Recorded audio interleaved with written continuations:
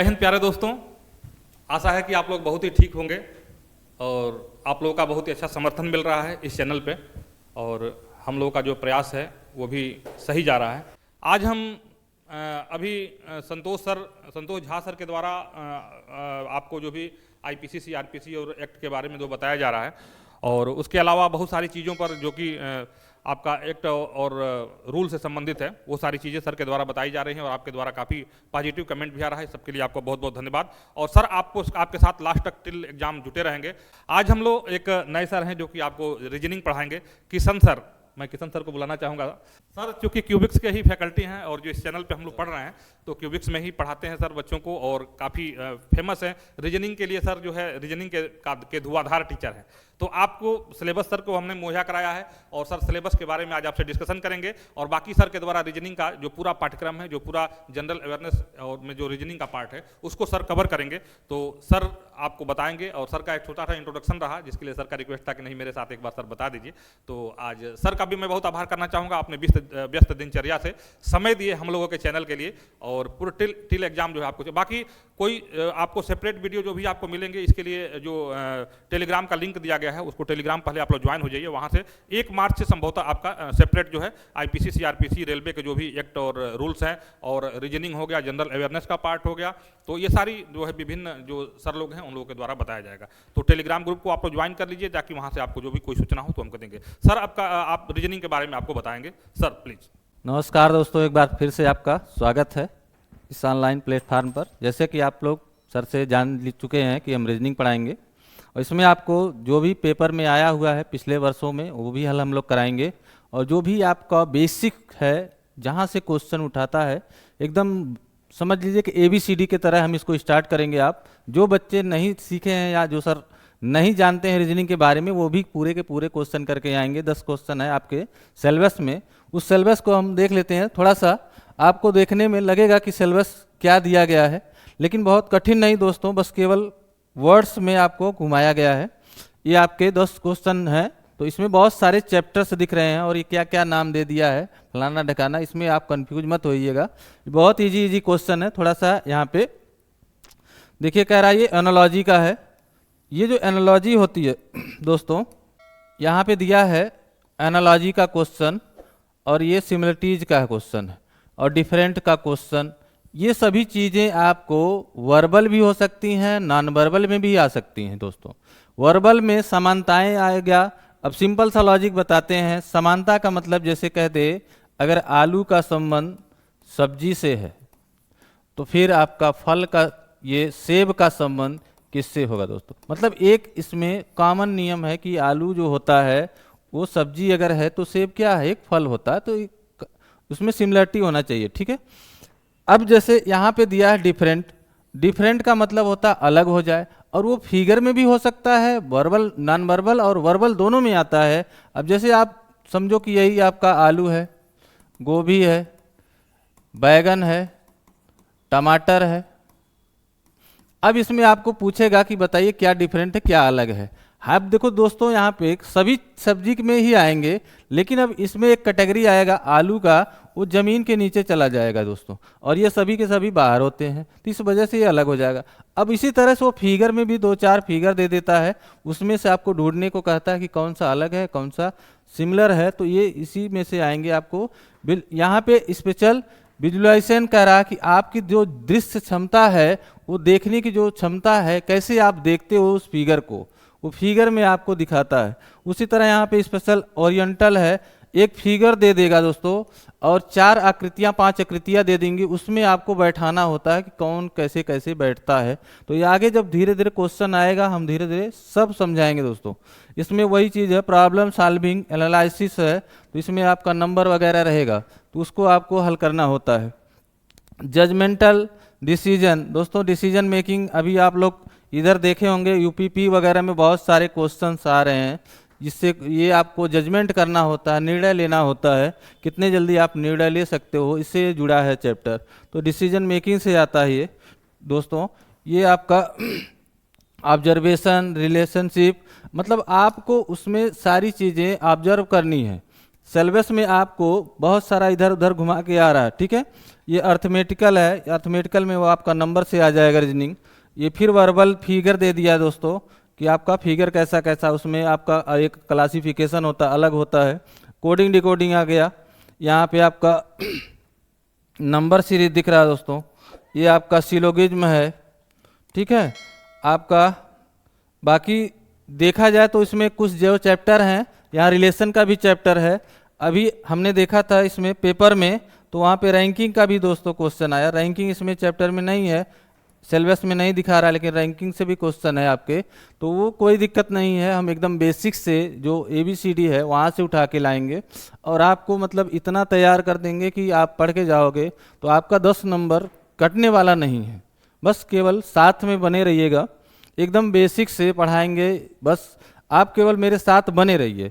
आपको तो सिखाना मेरा मतलब समझ जाइए कि आप या मेरा भाग है, आप अपना भाग समझ सकते हो। दोस्तों मैं आज 12 साल से केवल रीजनिंग ही पढ़ाता हूँ, तो आपको मतलब पढ़ने में कोई दिक्कत ही नहीं होगा। कैसे समझाना वो मुझे पता है, ना भी आता होगा तब भी आ जाएगा। अभी मैं छोटा सा डेमो दिखाता हूँ कि रीजनिंग कैसे होता है दोस्तों।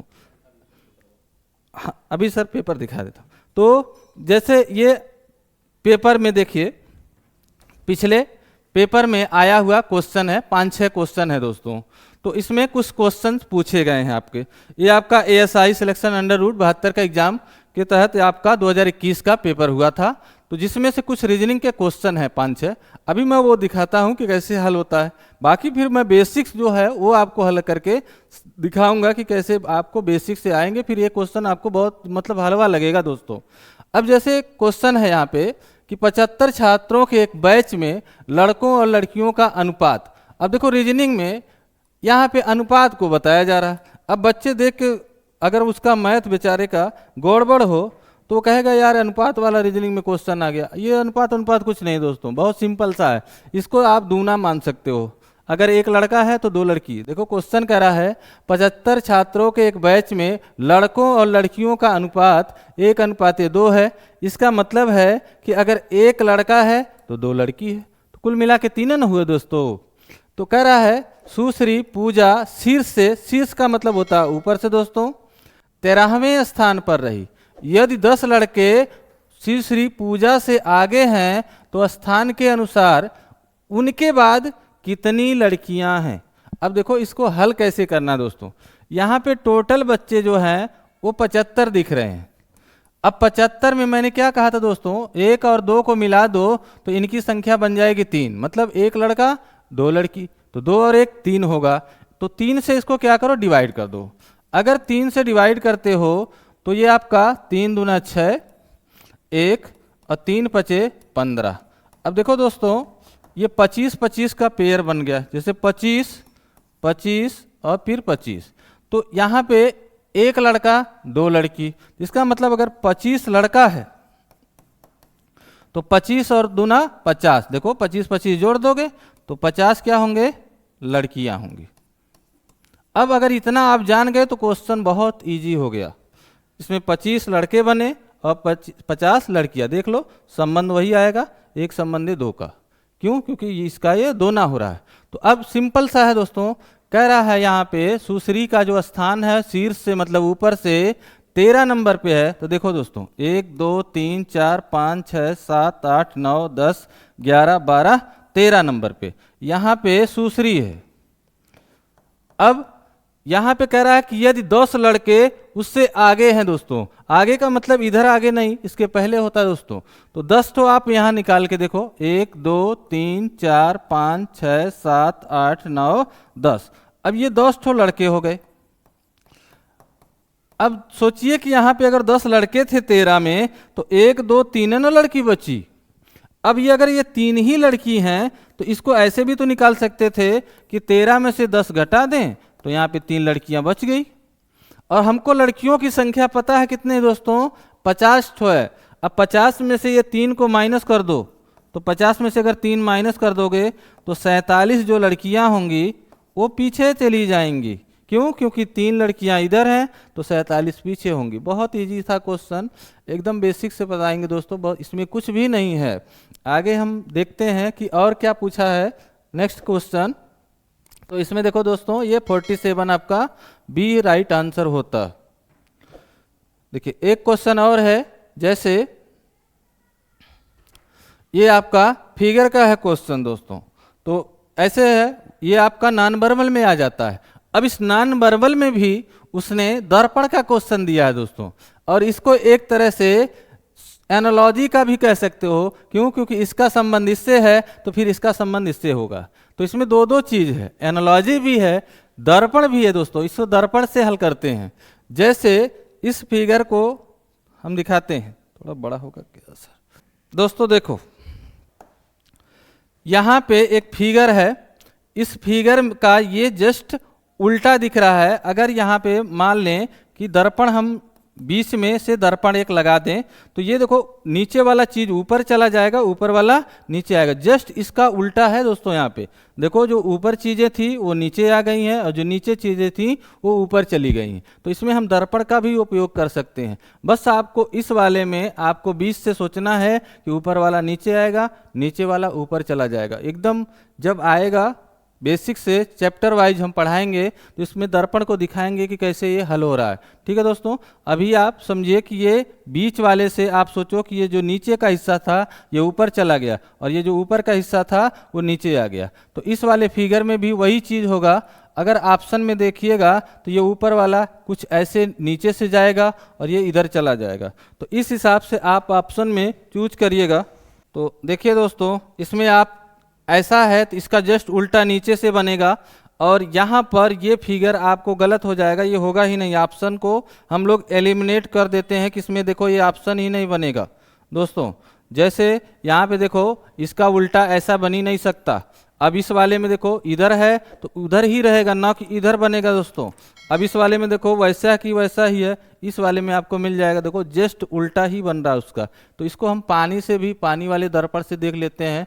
एक होता है वर्टिकल मिरर और एक होता है हॉरिजॉन्टल मिरर, और इसको वाटर भी बोला जाता है दोस्तों। तो इस वाले में लेफ्ट का राइट बना दिया जाता है, और इस वाले में ऊपर का नीचे। तो इसका जस्ट यहाँ से फिगर को ऊपर का नीचे हुआ है, नीचे का ऊपर हुआ है। तो सेम वही कंडीशन इसमें अप्लाई कराना था दोस्तों।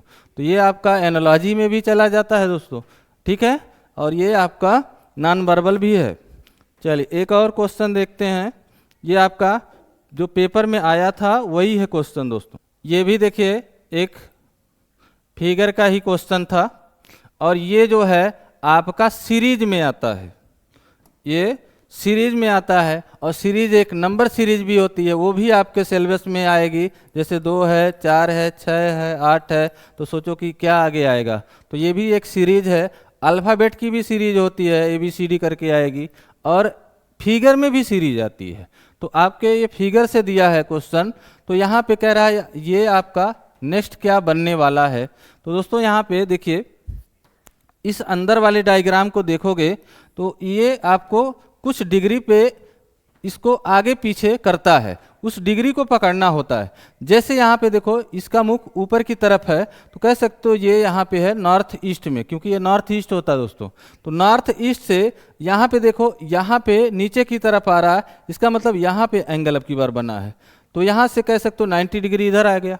फिर इस वाले नेक्स्ट में देखो तो यहाँ पे ये चला गया है दोस्तों, तो ये फिर ये 90 डिग्री आगे बढ़ गया। मतलब यहाँ पे आपको क्लॉकवाइज में बढ़ाना है। तो अब क्लॉकवाइज में बढ़ाओगे दोस्तों तो यहाँ पे आएगा वो फिगर।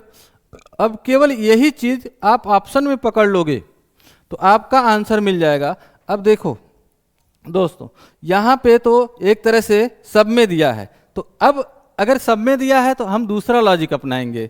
तो दूसरा लॉजिक क्या है कि इसमें बिंदु देखिए दोस्तों, तो यहाँ पे एक अंदर है, ये ब्लैक है, ये अंदर ये ब्लैक है, या यहाँ पे फिगर की वजह से वाइट दिख रहा है, चलो, और इसमें जो है हाँ थोड़ा सा ये डॉट की तरह दिख रहा है, ठीक है। तो अब देखो यहाँ पे क्या होगा, पहले वाले में कोई डॉट नहीं था, इस वाले में 2 डॉट है, एक अंदर है और एक गोले के बाहर है दोस्तों। इस वाले में देखो दोस्तों 2 डॉट हो गए अंदर और 2 डॉट हो गए बाहर। तो जाहिर सी है दोस्तों कि यहाँ वाला जो डॉट है आपकी बार यहाँ आएगा, मतलब 3 डॉट लेके आएगा, तो यहाँ पर एक डॉट होगा दोस्तों। तो जब यहाँ पे एक डॉट होगा तो इस हिसाब से देखो, इस वाले ऑप्शन में देखो 1 2 3 डॉट, इस वाले में देखो दोस्तों ये गलत है क्योंकि अंदर 2 ही डॉट है, और इस वाले में देखो दोस्तों 2 ही डॉट है, हाँ इस वाले में 3 डॉट है। अब आपको बाहर क्या जाएगा दोस्तों, देखो एक डॉट यहाँ था, फिर एक यहाँ आ गया, इसका मतलब यहाँ भी बाहर खुलेगा, तो यहाँ बाहर खुलेगा तो 1 2 3। अब यहाँ देखो लास्ट वाला में दोस्तों 4 डॉट दिखा रहा, तो 4 डॉट नहीं बनेगा, इसलिए ये आपका ऑप्शन चौथा भी गलत है, ये भी गलत है, ये भी गलत है, तो ये वाला आपका सही है। तो इसमें भी आप कितना रोटेशन हो रहा है, क्या नई चीज़ें आ रही हैं, उस चीज़ को हम लोग पकड़ के सीखते हैं आगे। आपका बहुत इजी है, इसमें कुछ भी दिक्कत नहीं होता दोस्तों, आप 2-4 क्लास देखोगे ये सब बहुत इजी है। आगे एक और क्वेश्चन देखते हैं क्या पूछा है पेपर में। ये आपका कह रहा है 4 मित्र हैं, तो ये भी देखो रैंकिंग का ही क्वेश्चन होता है दोस्तों, और रैंकिंग में ये ऑर्डर वाले से आया है। तो पहला क्वेश्चन भी रैंकिंग का था, और ये रैंकिंग का दूसरा टाइप है, इसमें बड़ा छोटा करके पूछा जाता है। तो इसमें देखिए कैसे हल करते हैं।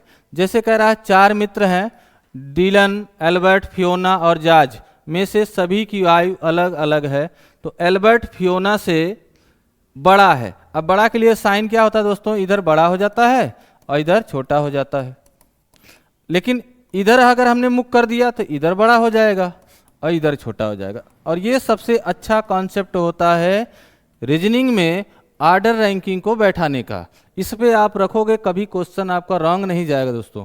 तो इसमें क्या है कि जिस तरफ मुख खुला है आप उधर बड़ा को रखोगे और इधर पीछे छोटा रख देते हैं। तो जैसे यहाँ कह रहा है एल्बर्ट फियोना से बड़ा है, तो बड़ा है इसका मतलब एल्बर्ट को हम पहले रखेंगे, एल्बर्ट फियोना से देखिए दोस्तों बड़ा है। ठीक, आगे क्या कह रहा है, यहाँ पे डिलन जॉर्ज से छोटा है। अब जॉर्ज से छोटा है तो जॉर्ज को कह सकते हो हम पहले रख दें ग्रेटर देन में, और यहाँ पे पीछे रख दें डिलन। देखो डिलन जॉर्ज से क्या है, छोटा है। तो आगे कह रहा है लेकिन ये जो डिलन है वो एल्बर्ट से क्या है, बड़ा है। तो इस एल्बर्ट से डिलन बड़ा है, तो दोस्तों बहुत सिंपल सा, इन्हीं दोनों को आप क्या करो, पीछे रख दो। तो इधर रख देंगे एल्बर्ट और इधर रख देंगे फियोना। तो अब देख सकते हो दोस्तों जो सबसे आगे आएगा, जिधर मुख खुला है उधर बड़ा होता है, तो सबसे बड़ा हमको जॉर्ज मिलेगा और सबसे छोटा फियोना चला जाएगा। तो इसका आंसर होगा जॉर्ज। एक और क्वेश्चन देखते हैं। ये आपका थोड़ा सा फट रहा है दोस्तों, तो ये आपका मैं हल कर देता हूँ। ये आया है क्वेश्चन, रिलेशन से है, और ये रिलेशन का सबसे जो लेटेस्ट होता है तीसरा टाइप है ये, इसको सांकेतिक में बोला जाता है, क्योंकि रिलेशन 3 टाइप का होता है दोस्तों। एक सांकेतिक होता है, इशारा करने वाला होता है, दूसरा फैमिली से आता है, और तीसरा ये कोडिंग में चला जाता है, इसको कोड कर दिया जाता है ABCD से। तो बहुत इजी होता है, इसमें कुछ ज़्यादा मेहनत नहीं करना दोस्तों, ये तो खुद बता के रखता है कि इसका मतलब ये है। तो जैसे देखिए कह रहा है M डॉलर, N का अर्थ है, N का अर्थ है MN का भाई है, MN का भाई। फिर कह रहा है M divide by M plus N का अर्थ है दोस्तों, यहाँ पे बात वही है, बराबर मैंने लिख दिया, अर्थ वही है, M N की माँ। फिर कह रहा है M डिवाइड बाय N का अर्थ है MN का पिता है। फिर एक और है M एंड N का अर्थ है MN की पत्नी है, और M बराबर N का अर्थ है MN की बहन। ये आपका नियम है, ये रूल है। इस रूल के अनुसार एक एक्सप्रेशन दिया गया है, उसको आपको हल करना होता है। तो एक्सप्रेशन दिया था B and D divide by C dollar A plus F, ये आपका एक्सप्रेशन है। इसको हल करेंगे तो फिर 4 ऑप्शन आते हैं, उस 4 ऑप्शन में आपको आंसर बताना होता है। तो बहुत सिंपल है दोस्तों, यहाँ पे BCD दे दिया, यहाँ MN है, इसमें आपको कन्फ्यूजन जरा भी नहीं लाना है। यहाँ पे जो डॉलर है, प्लस है, डिवाइड है, ठीक है दोस्तों, उसका अर्थ यहाँ पे बताना होता है। यहाँ पे दोस्तों ये एंड था,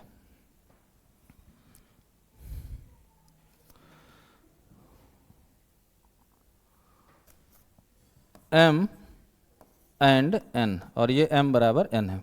तो यहाँ पे देखिए हल कैसे करेंगे, यहाँ एंड दिया है तो एंड को यहाँ चेक करिए कि m एंड का मतलब क्या है, m n की पत्नी, ये जो m है वो n की पत्नी है, तो इसको ऐसे भी आप दोस्तों लिख सकते हो m एंड n। देखो m n की पत्नी है, तो ये जो b है वो d की क्या होगी, पत्नी हो जाएगी। तो b d की पत्नी, यहाँ पे हल कर देते हैं दोस्तों। देखो ये जो b है वो d की पत्नी, पत्नी के लिए देखो फीमेल के लिए माइनस और ये मेल के लिए प्लस लगाते हैं। आगे जब हम चैप्टर वाइज दोस्तों पढ़ाएंगे तो ये एरो वगैरह कैसे बनता है बहुत इजी हो जाता है, आप प्लस माइनस से निकल जाओगे करके, कुछ ज़्यादा मेहनत नहीं करना होता। तो बी डी की पत्नी हो गई। अब यहाँ डिवाइड दिया दोस्तों, तो कह सकते हो m डिवाइड बाई n है ये, तो यहाँ डिवाइड वाला देखो दोस्तों दिया है, तो m जो है वो n का पिता होगा। तो अगर m n का पिता है तो इसका मतलब d c का क्या होगा, पिता होगा। देखो d पिता के लिए दोस्तों हम लोग ऊपर वाली पीढ़ी पे जाते हैं, क्यों, क्योंकि हमारे पिता हमसे पहले आए हैं। अगर पुत्र के लिए होगा तो हम अपने आगे की तरफ जाएंगे, क्योंकि हमारे आगे आएगा पुत्र। तो हम 3 पीढ़ी से बताएंगे कि रिलेशन कैसे बनता है। ठीक है, अभी बस देख लीजिए कैसे हो रहा है। फिर आगे कह रहा है डॉलर, तो डॉलर का मतलब है दोस्तों ये m डॉलर n है। तो अब आप डॉलर वाला पढ़िए यहाँ पे, तो कह रहा है m n का भाई है। तो m अगर n का भाई है तो इसका मतलब c a का भाई है। तो जो c है वो a का देखो दोस्तों भाई है, तो इसके पैरेलल में ही रखा जाएगा। ठीक, और लास्ट में है फिर m प्लस n। तो अब प्लस वाला पढ़ लीजिए यहाँ पर, तो m n की माँ है, तो इसका मतलब a f की माँ है। तो माँ के लिए फिर नीचे से ऊपर जाएंगे दोस्तों, तो f की a माँ है। ठीक, अब देखो इसमें पूछा था कि ये आपको जो व्यंजक दिया गया है इसमें कौन सा सत्य है। तो सत्य में 4 ऑप्शन है दोस्तों। पहला है एफ सी का पोता आबलिक नाती है। अब आपको चेक करना है कि क्या ये सही है। तो एफ सी का पोता या नाती, तो देखो एफ जो है वो सी का बोल रहा है, तो सी का कैसे होगा दोस्तों, ये देखो इसकी बहन होगी, और बहन का ये चाहे लड़का हो चाहे लड़की हो, तो बहन का लड़का जो लड़की होता है वो भांजा और भांजी होता है। तो इस कंडीशन में ये पहला वाला ऑप्शन नहीं होगा। दूसरा ऑप्शन था ए डी की बहू है, ए डी की बहू। अब देखो दोस्तों ए ये जो है वो डी की बहू बोल रहा है। अब देखो दोस्तों ये इसका पिता था तो ये इसका पुत्र है, अब पुत्र का ये देखो बहन है, तो इसका पुत्री न होगा दोस्तों, इसी की निसंतान है, तो पुत्री है ये यहाँ पे गलत बोल रहा है। अब नेक्स्ट वाला देखो कह रहा है सी एफ की माँ का भाई है, तो यहाँ पे तीसरा में कह रहा है सी एफ की माँ का भाई। माँ का भाई दोस्तों मामा होता है।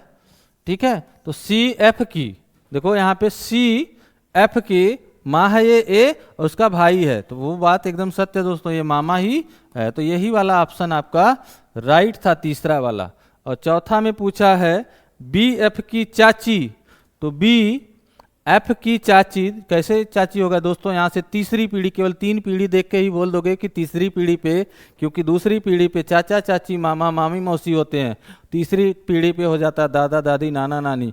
अब तीसरी पीढ़ी पे कहाँ चाची मिल जाएगा दोस्तों, ये चौथा ऐसे ही गलत है। केवल पीढ़ी को निकाल के हम ऑप्शन को हल कर देते हैं दोस्तों। इसमें केवल 3 पीढ़ी बताएंगे, किस पीढ़ी में कौन सा रिलेशन है, आप पेन भी बिना चलाए हल कर सकते हो, कभी कभी ऐसा आएगा कंडीशन। तो आगे हम लोग देखते हैं, ये आपका 5-6 क्वेश्चन प्रीवियस ईयर में आए थे दोस्तों, तो इसको हमने आपके सामने हल किया यहाँ पे। आगे जैसे जैसे आपको सर बता देंगे कि कब से वीडियो आपके सामने आएगी, नए नए चैप्टर के हम चैप्टर वाइज लेके आएंगे, उसमें थोड़ा बहुत हम आपको होमवर्क दे देते हैं साथियों, आप लोग उसको हल करने की कोशिश करिएगा। जैसे इसमें आप लोग कोशिश करिएगा कि कैसे इसको हम लोग ABCD को नंबर को याद कर लें। जैसे क्यों, क्योंकि आपको अगर ABCD याद है दोस्तों, तो आप किसी भी चैप्टर में जैसे कोडिंग डिकोडिंग हो गया, आपका सीरीज वाले में अल्फ़ाबेट सीरीज आ जाती है, और आपका अल्फ़ाबेट से खुद क्वेश्चन आते हैं। तो ये सब कुछ और एनालॉजी के क्वेश्चन है, क्लासिफिकेशन के क्वेश्चन है, उसमें आपका वर्णमाला से बहुत सारे क्वेश्चन जुड़े होते हैं। तो उसको थोड़ा सा हम डिस्कशन कर देते हैं कि अगर किसी को नंबर्स याद नहीं है और नंबर कैसे याद करते हैं। अगर नंबर आपको याद है तो थोड़ा सा आपका समय बच जाएगा दोस्तों साथियों। क्यों? क्योंकि आपके पास भी थोड़ा कम समय मिलेगा हल करने के लिए। तो इससे अच्छा है कि थोड़ा बहुत ट्रिक का भी उपयोग किया जाता है, और मैं दोनों तरीके बताऊंगा, बेसिक्स भी बताऊंगा और उसको आप कैसे जल्दी से ट्रिक से भी अप्लाई कर सकते हो दोस्तों। तो अभी हम देखिए अल्फ़ाबेट को एक छोटा सा डेमो देते हैं आपको। जैसे वर्णमाला होती है, तो वर्णमाला में आपको पता है कि 26 वर्ड होते हैं।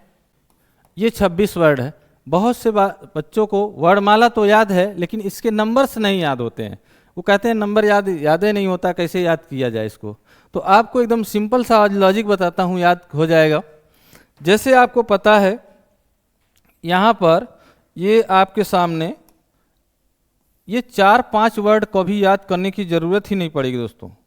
क्या ये 4-5 जो वर्ड्स हैं वो याद करने की ज़रूरत है? आप ही सोच के देखिए। ये वर्ड्स जो हैं वो कभी याद करने की ज़रूरत नहीं पड़ती, इतना दिमाग में रहता ही रहता है सब बच्चों को। और ये जो लास्ट वाला है YZ 26, 25-26, इतना तो दिमाग में ही बेकार है, 25-26 होता है, कहाँ से याद करने की कोई ज़रूरत नहीं।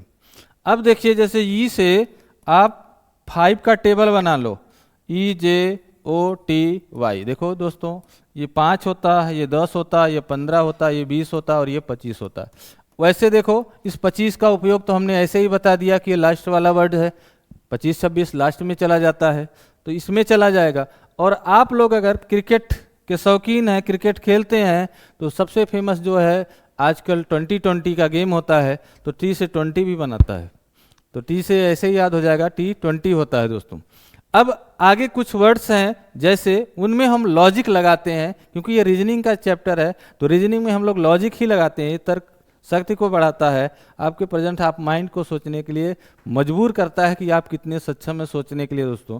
तो इसमें जैसे F है, तो इस F को हम कैसे याद कर सकते हैं दोस्तों? F से देखो बना सकते हो फिक्स, और फिक्स से हो सकता है 6। अगर इससे भी नहीं लॉजिक बैठ रहा है तो इस F को ही हम क्या करें, 6 में बदल दें।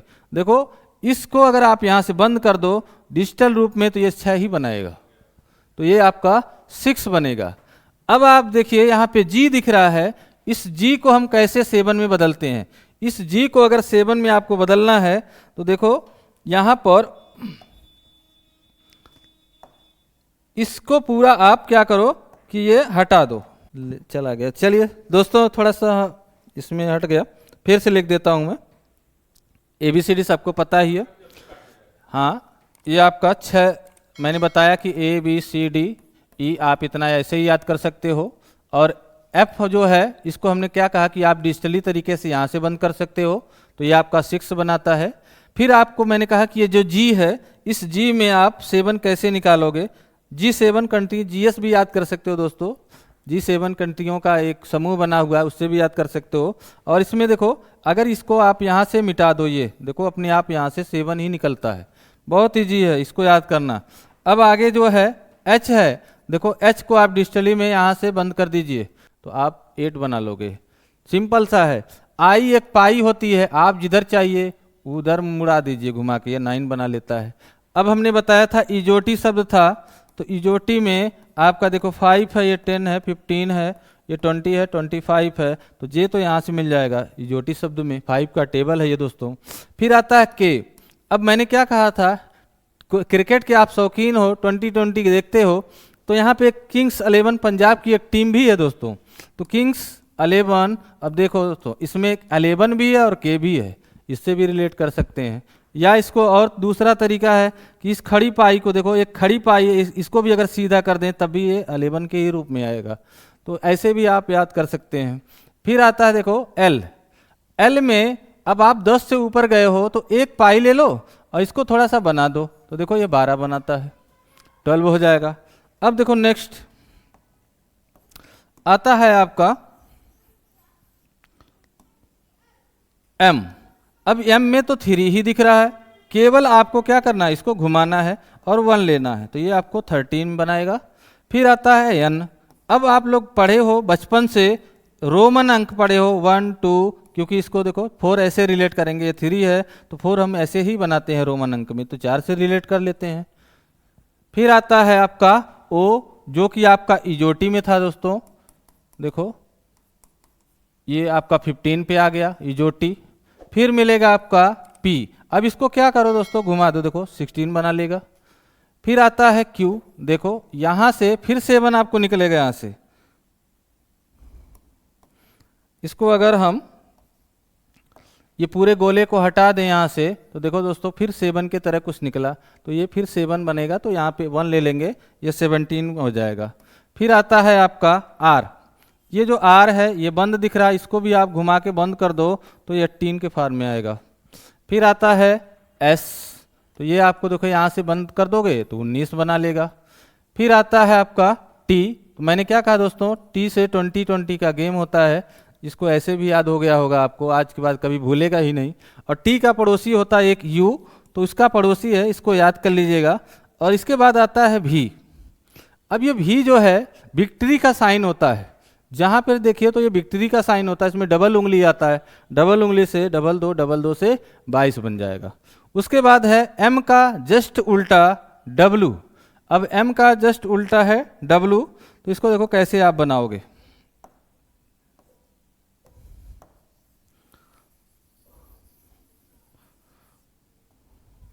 देखिए ये W है, इसमें भी तो आपको 3 ही दिख रहा है, इसके पहले आप 2 ले लो तो ये बनेगा 23।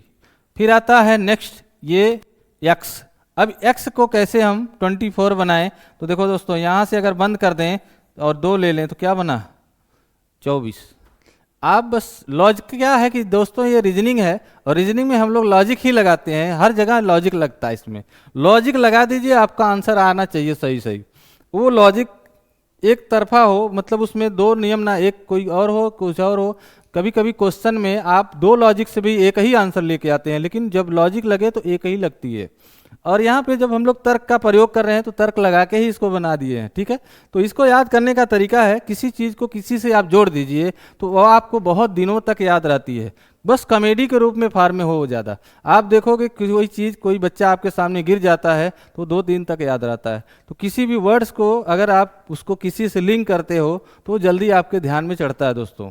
तो हम लोग अभी देखो लास्ट वाला हमने बोला था कि YZ जो है ये लास्ट में चला जाएगा, क्योंकि टोटल 26 ही अक्षर है, तो लास्ट वाला 25-26 तो याद ही रख सकते हो दोस्तों। और यूटी में Y वैसे आता है और ये लास्ट वाला Z हो जाता है। तो आई होप दोस्तों ये वीडियो बहुत पसंद आई होगी आप लोगों को, जैसा होगा आप लोग कमेंट्स करिएगा। फिर हम नए एकदम चैप्टर वाइज के साथ मिलेंगे और बेसिक से आपको रीजनिंग सिखाने की कोशिश करेंगे। तो धन्यवाद दोस्तों, मिलते हैं नेक्स्ट वीडियो में।